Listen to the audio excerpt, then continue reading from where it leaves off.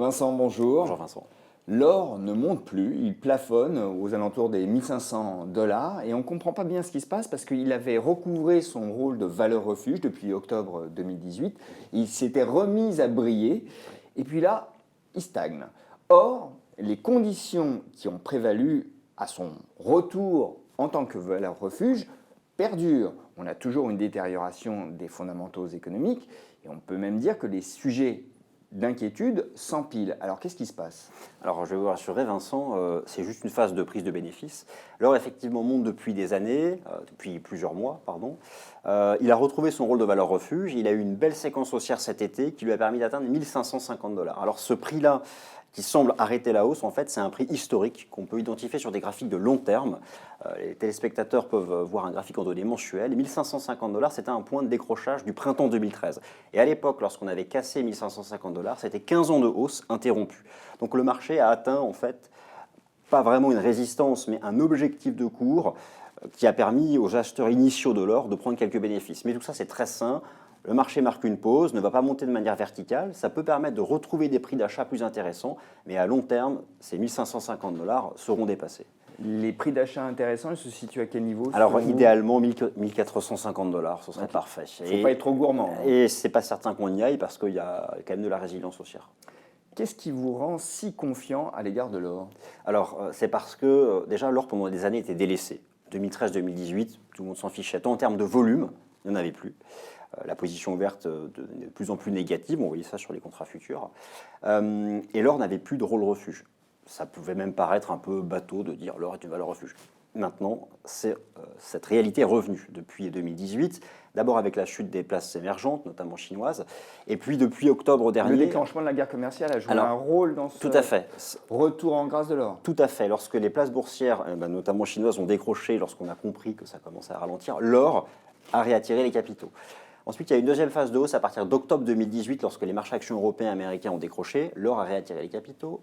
Début 2019, le marché actions remonte, l'or est stable. Bonne nouvelle. Et cet été, il y a eu quelques temps forts de volatilité, l'or a poursuivi sa tendance haussière et atteint ses 1550 dollars. Donc parmi les sources de la hausse de l'or, le retour du traditionnel rôle refuge qui avait disparu, c'est le socle principal, c'est la base. Et à cette source-là viennent s'ajouter d'autres sources de la hausse qui, pour moi, rendent intact le potentiel de ce marché. Mais ce que vous dites, c'est qu'on a des volumes maintenant sur l'or. Oui, alors, là, vous l'avez constaté. Ça, c'est la clé. En fait, ça, c'est la clé. Un marché, de toute façon, sans volume ne montera pas. Un marché ne peut pas monter si les institutionnels ne s'y intéressent pas. Ils ne s'y intéressaient plus, ils s'y intéressent à nouveau. Alors, l'or se traite essentiellement au sein des fonds alternatifs via les contrats futurs sur l'or. C'est très facile d'avoir les volumes sur les contrats futurs. On a par exemple aux États-Unis chaque semaine le rapport Cote. Eh bien, la position verte s'est largement retournée à la hausse depuis début 2018 et ça se confirme. Donc, on a un prix qui monte et un volume institutionnel qui monte aussi sur les positions longues, sur le futur or. Alors, il y a quelque chose qui accrédite votre thèse d'une tendance qui se maintient pour l'or, c'est que habituellement, l'or corrige quand le dollar s'apprécie. Or là, le dollar monte et l'or aussi. Alors l'or ne baisse pas. Tout à fait. Ça montre en fait que les investisseurs là s'intéressent à l'or par rapport à son potentiel d'appréciation du prix. Effectivement, surtout dans cette phase entre 2013 et 2018, quand l'or on ne s'y intéressait plus, c'était bateau, l'or c'était corrélation inversée avec le dollar américain face à un panier de devises. Donc lorsque ce dollar américain face à un panier de devises montait, l'or baissait, assez mécaniquement d'ailleurs. Eh bien là, le dollar est sur ses plus hauts, face aux devises européennes, aux devises émergentes, vraiment sur ses plus hauts, malgré les baisses de taux de la Fed, malgré la volonté de l'administration américaine de le faire baisser, eh bien, ça ne nuit pas à l'or. Alors, ça doit freiner tout de même la hausse de l'or. Mais malgré tout, l'or parvient à... Ne corrige pas, en tout cas. Tout à fait. Donc, un facteur négatif, qui devrait être négatif sur l'or, qui n'agit pas, c'est vraiment qu'il y a un intérêt pour le métal jaune. Et puis, la grande relation aussi qui doit être mise en évidence, c'est celle de l'or avec les taux. Tout à fait. Plus les taux sont bas, plus l'or redevient attractif. Alors tout à fait. Dans les arbitrages entre grandes classes d'actifs, le plus gros marché du monde, c'est le marché du crédit. Le crédit est rémunéré par son intérêt. Alors, on sait très bien que les taux d'intérêt soit sont négatifs, soit tendent vers zéro. Ça retire donc de l'intérêt au crédit.